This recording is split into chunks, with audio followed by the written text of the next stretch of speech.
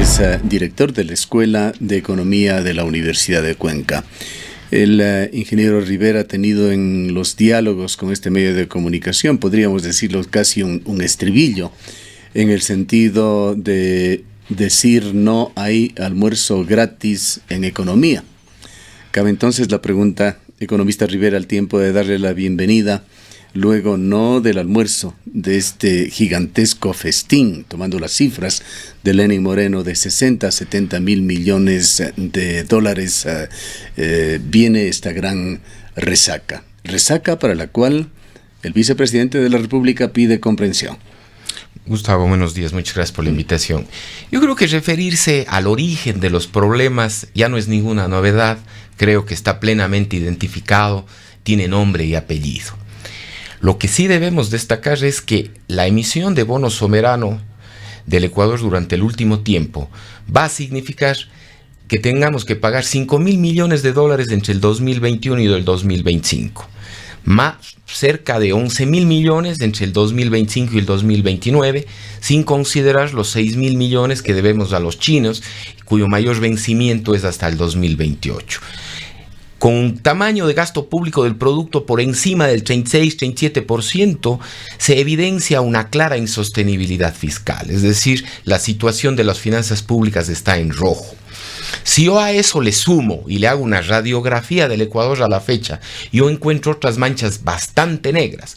Exportaciones no diversificadas y muy dependientes del precio del petróleo, una ausencia de un clima favorable para la inversión, un mercado laboral rígido e ineficiente, no tenemos mecanismos de absorción de shocks y ahorros, unas reservas del Banco Central obsoletas, es decir, para todo efecto práctico, ¿no? Todo este panorama macroeconómico del país ya no debería ser visto como un tema político o de crítica al pasado reciente o a los responsables de la crisis. Todo este panorama macroeconómico configura un riesgo no menor de jaque a la mismísima dolarización. En ese contexto debemos nosotros que evaluar el recetario que nos propone el gobierno o que nos va a proponer el gobierno. Hagamos una revista rápida del recetario. Quizá lo más impactante es la alza del IVA. Mire, básicamente el tema recaudatorio me parece que nuevamente comete un error el gobierno. Se considera el probable impuesto al valor agregado de 3 puntos porcentuales o un alza del impuesto a la renta en la parte alta, se habla del 38% a los segmentos más altos de ingreso, ¿no? Cuando sumamos el IVA y el impuesto a la renta, más o menos estamos cerca de los 12 mil millones de dólares, más o menos de recaudación al 2018. Estamos pretendiendo con esos incrementos marginales aparentemente generar un aspecto recaudatorio. Pero me parece que el gobierno se olvida dónde está el ajuste, que es el gasto público. Y sin necesidad de tocar los impuestos. Mire usted, en temas de subsidios, que son totalmente ineficientes, hablamos de 1.500 millones de dólares.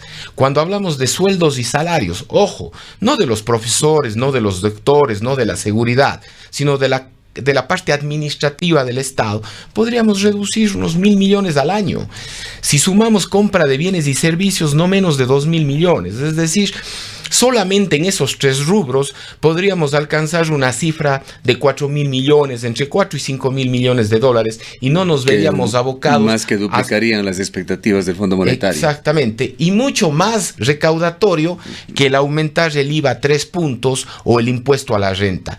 Esos dos efectos tributarios tienen un grave problema, porque en una situación recesiva como la que vive el país, yo subirle el IVA a 3 puntos, básicamente lo que le estoy diciendo a la pequeña y mediana empresa o a los hogares ecuatorianos que básicamente están casi literalmente ahogándose, es tirarle una piedra en lugar de un salvavidas. ¿Cuántas veces escuchó usted, economista Rivera, a portavoces importantes del gobierno decir que no se iba a tocar el IVA? Muchísimas veces, porque no solamente que económicamente es negativo, sino que políticamente también genera un costo. ¿Cómo se explica entonces este giro? Me parece que la última emisión de bonos de la semana pasada encontramos la respuesta. Ese fue un acto de desesperación. Exactamente, mire. Cuando yo firmo un acuerdo con el Fondo Monetario Internacional en el que el compromiso fundamentalmente era que durante 3 años yo no iba a necesitar nuevos préstamos, ¿no? Y al cabo de 5 o 6 meses, ¿no?, tengo que hacer una nueva deuda. Ojo, que yo emita nueva deuda para reperfilar la deuda es parte de la ingeniería financiera y muy bienvenida. Si meses atrás yo me endeudé a tasas muy altas y a plazos cortos y hoy puedo sustituir deuda cara con deuda barata, eso es bienvenida. Pero la deuda de la semana pasada, que son 2.000 millones de dólares a un costo promedio ponderado del 9%, solamente significó para salvar el último trimestre del año. Y parecería ser que esos 2.000 millones todavía es insuficiente. Claro, esto es lo más grave de todo. Hemos escuchado ya distinguidos analistas que dicen esto todavía sigue siendo medidas parches y el próximo año va a tener que seguir Ecuador en el mismo ritmo de endeudamiento si es que quiere mantener este sainete, este nivel de vida que tiene Ecuador y particularmente que tiene, yo diría, la gigantesca burocracia ecuatoriana. Mire, la enfermedad está claramente identificada y como bien usted lo acotaba, discutamos sobre el recetario. Mire, el Ecuador, a mi modo de ver, sufre de 2 enfermedades gravísimas derivadas de su adicción al gasto público. Una de ellas es el síndrome de abstinencia y el otro un pánico y un temor reverencial al antibiótico. La primera de ellas, el síndrome de abstinencia. La deuda pasada, de la semana pasada, es síndrome de abstinencia. Es decir, el gobierno tiene el objetivo de reducir el gasto público, tiene el objetivo de equilibrar las cuentas presupuestarias, pero se genera un bulicio en la Asamblea Nacional, un conflicto político, perspectiva de elecciones, amenaza de grupos sociales, de lucha de clases, etcétera, etcétera, y el gobierno se viene para atrás. Deja el gasto público tal cual. Recuerde usted que hace meses atrás se propuso incrementar el precio del diésel. Solamente la amenaza del sector de transporte le dejó sin efecto esa medida. Y así vivimos. Básicamente un gobierno que ha reemplazado, que ha sustituido los mecanismos de ajuste de gasto público por mayor endeudamiento. Seguimos pagando el mínimo de la tarjeta de crédito. Lo que estamos haciendo es comprar tiempo y pasando el costo de la factura para el siguiente gobierno. Vamos a rogar a Controles, pongamos nuevamente las declaraciones de Otto Sonnenholzner, la parte introductoria. La forma en que Otto Sonnenholzner pide la comprensión a los ecuatorianos, que quisiéramos escucharlo nuevamente con usted, ingeniero Rivera, y que escuchen nuestros oyentes, a ver si lo tenemos listo. Reformas laborales, económicas y tributarias que deberá presentar a la Asamblea. El vicepresidente de la República, Otto Sonnenholzner, prefirió no dar detalles del contenido del documento, pero sí adelantó que las reformas económicas implicarán mayores sacrificios. Si queremos seguir gozando de la dolarización, de la estabilidad macroeconómica, del desarrollo, de la salida de la pobreza, tenemos que hacer más. Seguramente mucho de eso será difícil, pero tenemos que asumirlo como un sacrificio mayor. Esto mientras en la Asamblea la negativa a las reformas... Es suficiente, solamente quiero hacer énfasis en esto de que queremos seguir gozando de la dolarización, del desarrollo, etcétera, etcétera, etcétera.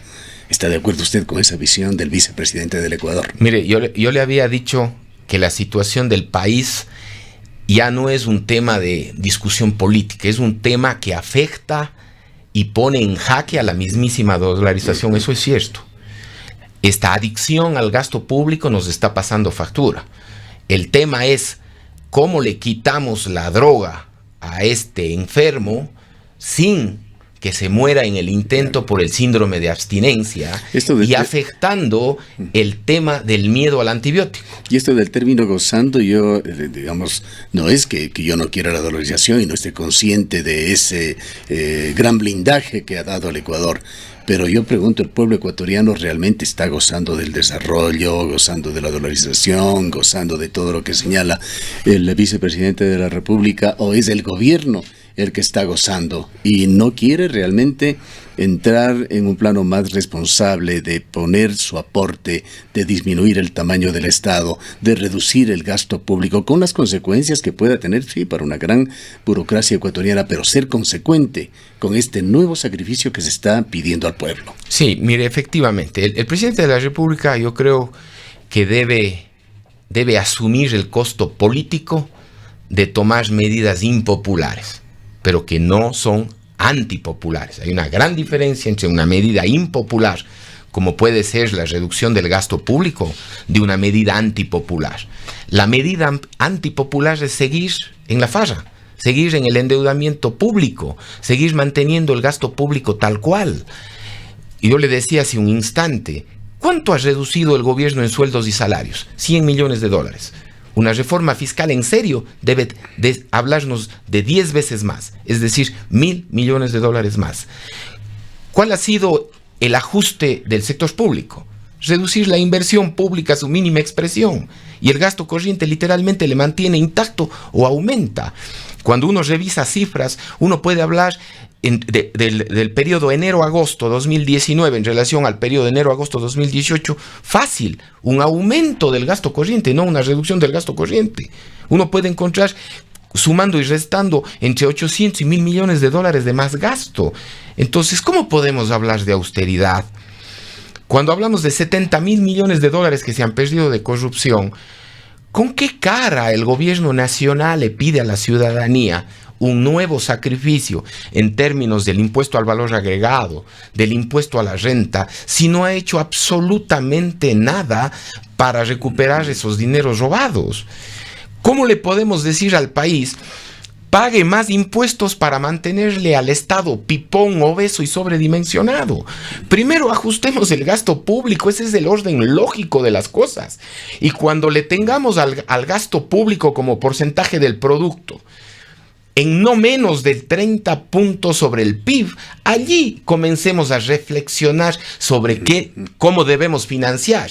Y allí sí podemos discutir el impuesto a la salida de divisas, que para mí debería ser eliminado. Para mí esa es una de las principales trabas, y no la reducción gradual como se especula de 0.5 puntos. No son específicos, dicen que se va a reducir, pero hasta el momento no hay información. Se habla de una reducción gradual. A mí, si usted me pregunta, si es que yo no puedo reducir el gasto público, que para mí es el plan A, que es la prioridad 1, si usted me pregunta qué debo hacer por el lado tributario, yo prefiero que se reduzca y se elimine el impuesto a la salida de divisas, que más o menos son 1.200 millones de dólares, y sustituirlo por otro tipo de impuesto. Yo prefiero aumentar el IVA que mantener el impuesto a la salida de divisas. Naturalmente no estoy diciendo que la mejor opción sea el IVA, pero si usted me da a escoger entre cáncer y SIDA, me toca quedarme con la menos fea de la fiesta. Analicemos otro de los impuestos que se toca, el ICE. Allí nos llama la atención esta carga que se tiene con la cerveza artesanal. La cerveza artesanal es un sector de pequeños emprendedores, de pequeños empresarios que se han visto ya muy castigados con la forma en que se instauró en la época de Marx Carrasco, desgraciadamente, este impuesto al alcohol. No estamos a favor del alcohol, tampoco vamos a señalar de que no tiene esto facetas importantes en la sociabilidad, bueno, una serie de aspectos. No es el momento para analizarlo, ni mucho menos. Pero ¿por qué esa carga con este pequeño sector de emprendedores? Conocemos a algunos en el país.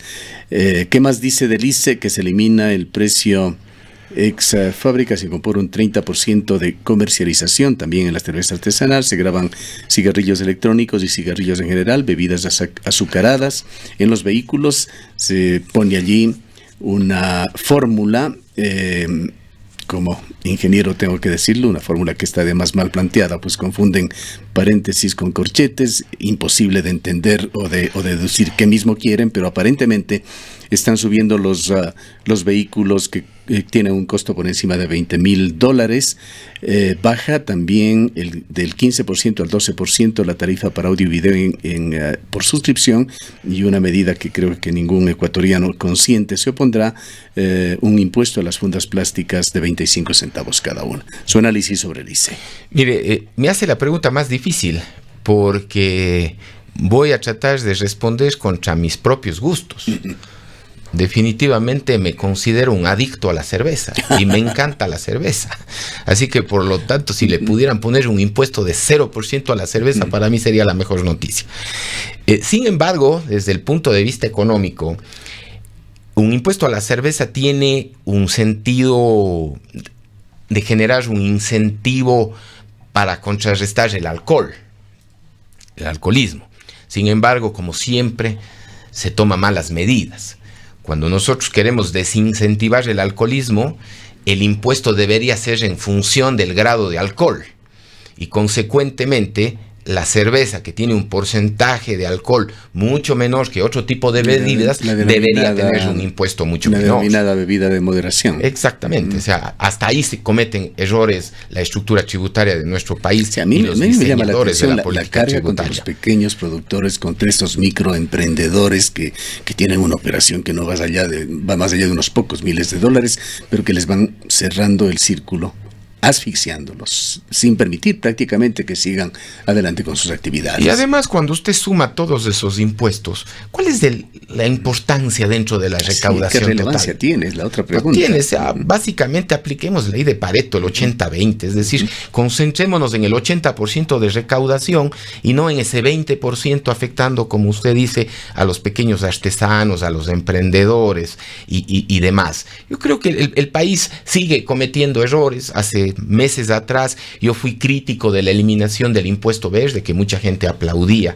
¿no? Pero cuando yo tengo gasolina subsidiada, el impuesto verde se justificaba, ¿sí? Por más que tenga costos sociales en ciertos segmentos de población, se justificaba porque generaba un incentivo para que usted deje de comprar carros V8, carros americanos de gran consumo de combustible, por más que sean viejos. Todo impuesto tiene sus efectos sociales, sin lugar a duda. Pero lo que tenemos que generar es un tema de incentivos para un adecuado desarrollo económico. El tema ambiental, que es sumamente su preocupación, ¿no? y está muy bien. El impuesto verde, nos guste o no nos guste, tenía un incentivo para mejorar el ambiente en nuestras ciudades y le eliminamos, ¿sí? Producto probablemente de ese síndrome de abstinencia. Sale un grupo de gente a protestarle en Carondelet o a la Asamblea Nacional y el presidente responde favorablemente a sus intereses sin un programa macro de país. ¿Qué trasfondo tendrá esta fórmula difícil de interpretar, imposible diría de ejecutarla, tal como se ha trascendido? Aún tenemos que ver cómo se presenta la propuesta de la Asamblea, pero ¿qué trasfondo tendrá en la elevación del precio de los vehículos por encima de los $20,000? Bueno, como siempre, un poco la industria automotriz es una industria importante, genera fuentes de empleo, genera tributos y básicamente un nuevo impuesto básicamente significará un encarecimiento del precio de los vehículos, lo cual generará una restricción de la demanda, básicamente como cualquier otro impuesto, pero me parece nuevamente que la calentura no está en las sábanas. Yo sigo insistiendo en eso. Hay facetas, ¿no? Y facetas. Esto tiene que ver también con medio ambiente. Es cierto, en Ecuador hay demasiados vehículos, pero es cierto también que un vehículo para una familia es indispensable, y es cierto también que los vehículos, para hablar de comparaciones cercanas, cuestan el doble en Ecuador que en Perú. Sí, mire, el tema vehicular es una distorsión enorme, producto de los aranceles y probablemente de un margen de ganancia excesivo. Si nosotros revisamos cuáles son los distribuidores de vehículos en el Ecuador, claramente eso es monopolio u oligopolio en el peor de los casos. Entonces, consecuentemente, los márgenes de ganancia son ostensibles. Cuando uno va a Estados Unidos, el mismo carro que uno tiene acá en Ecuador le cuesta $20,000, uno acá paga $50,000. Entonces, consecuentemente, hasta los consumidores, por seguir demandando los vehículos a esos precios, seguimos generando esos márgenes de ganancia. Más el tema arancelario, yo creo que es uno de los temas a corregir. El libre comercio con Europa debería generar, y así efectivamente está, que podamos tener carros europeos que son extremadamente buenos en el tema ambiental a un mucho mejor precio. Igual carros híbridos, etcétera. Es decir, parecería ser que en el Ecuador siempre vamos contracorriente. Parece que nos olvidamos de los conocimientos de teoría económica, de teoría de las finanzas públicas, y vamos por conflictos políticos, taras ideológicas, que son lo que parecería que ser que prima en las decisiones de este país.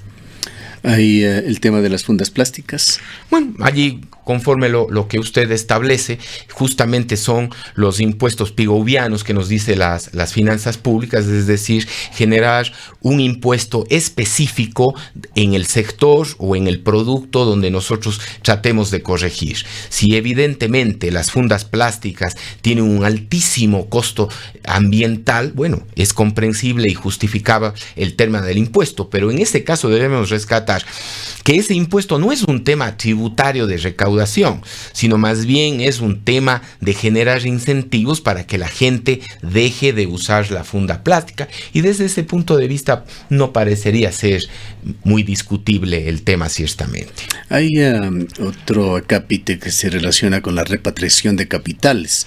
Se habla de una tasa que se impondrá a esta repatriación que podría llegar hasta el 8% para quienes no lo hagan, y de dar facilidades, entre comillas, de empezar pagando un 2% para quienes empiecen a actuar hasta el mes de marzo. Mire, sería un grave error, porque eso aplicaría como un impuesto a la salida de divisas. Es decir, tratamos de exigir a la fuerza la repatriación de capitales. Los capitales básicamente van donde se genera competitividad y rentabilidad.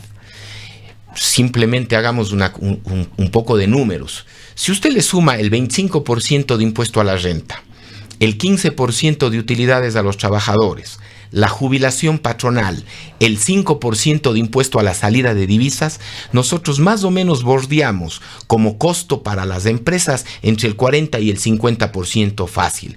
¿Cuál es este mismo costo en Estados Unidos? No pasa del 20%. Entonces, ¿usted cree que un inversionista va a pagar el doble de lo que pudiera pagar en Estados Unidos o en Perú o en Colombia? Simplemente no va a venir al Ecuador, porque los costos laborales y tributarios son extensivamente altos.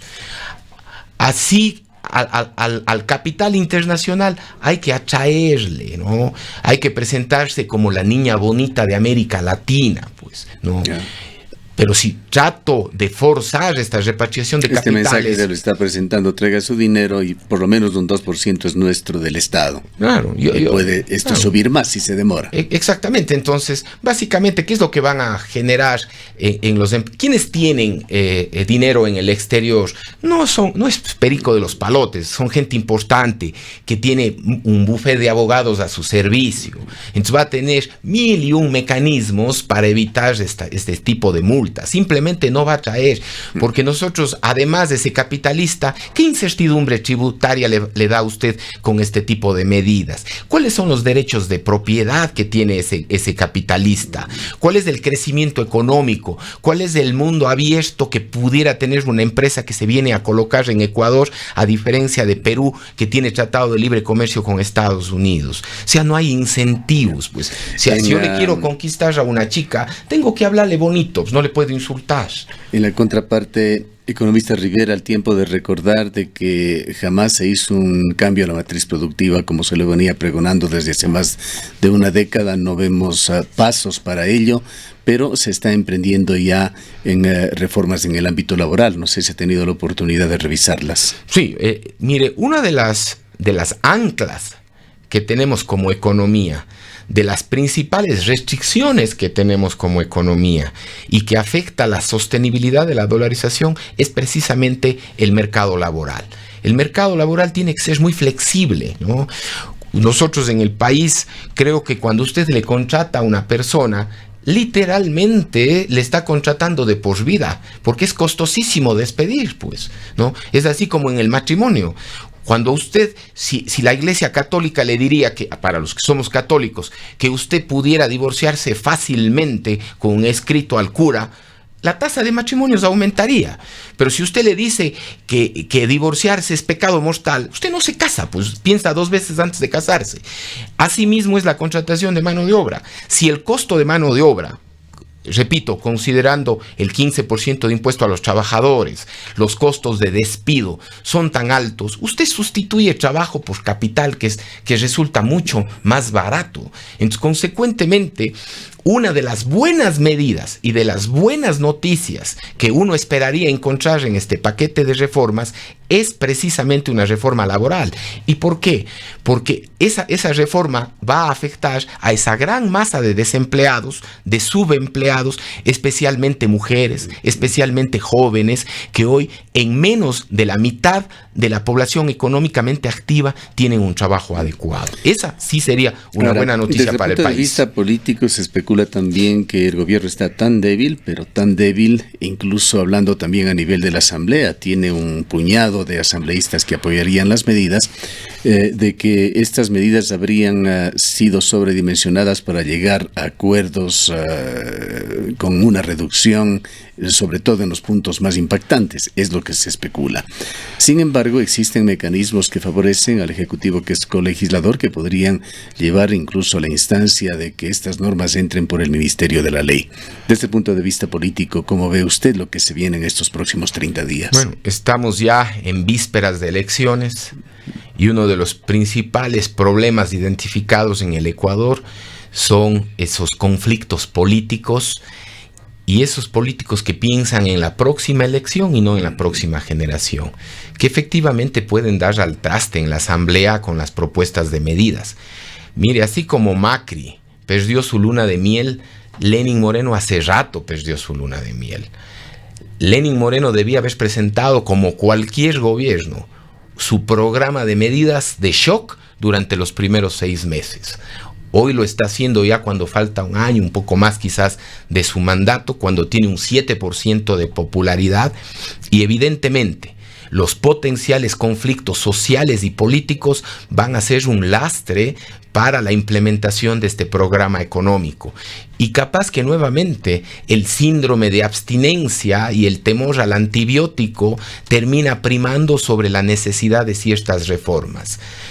Yo auguro días aciagos para Ecuador, entre otras cosas porque parece que los políticos nuestros no están a la altura de las circunstancias. En cuanto a la cuestión de conflictividad política, los sindicatos han hablado ya a través de sus principales dirigentes y señalan que van a oponerse. ¿Qué es lo que prevé usted también suceda en las calles donde se vive la política real? Tenemos un precedente que está dándose en estos días, que es el paro de una provincia que el gobierno hasta el momento no atina a controlarlo. Justamente lo que yo decía, o sea, tan importante es la concepción técnica de la medida económica como la viabilidad política de la misma. Creo que en Ecuador, en Argentina, es dificilísimo tomar medidas impopulares, que se conciben como medidas antipopulares cuando son absolutamente necesarias para el país. Yo creo que ahí se necesita un ministro de gobierno, estrategas políticos de comunicación de mucho mayor background, de mucho mayor fuste que lo que tenemos ahora. Yo allí no voy a dar nombres, pero debo recordar de Osvaldo Hurtado, Rodrigo Borja, León Febres Cordero y su equipo de gente que les rodeaba, con los cuales podemos tener diferencias, pero la capacidad, el prestigio, la reputación de la gente que les acompañaba a ellos es muchísimo más alta que la que tenemos ahora y durante los últimos 12 años. Entonces, con una suerte de directores de medio pelo, no podemos esperar mejores resultados. ¿Cómo le ve usted en particular al ministro de Economía, Richard Martínez, que es un dirigente que proviene directamente del sector empresarial? Sí, a mí me parece que hubo justamente cuando él asume el Ministerio de Economía, se comenzó a respirar un nuevo aire, unas nuevas expectativas. Él volvió a poner en el tapete de la discusión los objetivos de sensatez, de cordura, pero con el paso del tiempo parece ser que la parte política y la parte social ha ido superando la parte técnica. Y el ministro se ha quedado. Yo siento que se ha quedado, quizás no por su propia razón, sino por ese choque de fuerzas que seguramente prima al interior del gobierno. Y claramente una golondrina no hace verano. Entonces, consecuentemente, seguramente las taras ideológicas, los objetivos políticos y sociales de otros funcionarios al final le terminan pasando factura, y ha sido un ministro que al final nuevamente está pagando el mínimo de la tarjeta de crédito. Ha ido sustituyendo endeudamiento por las medidas que se necesitan, y con eso realmente no vamos a ningún lado, porque el ambiente de incertidumbre macro se mantiene. Para todo efecto parecería ser que cualquier nuevo viento y cualquier nueva expectativa deberá comenzar a partir del 2021 con el nuevo gobierno. Este gobierno ya creo que perdió su oportunidad. Muchas gracias al economista Carlos Rivera, director de la Escuela de Economía de la Universidad de Cuenca.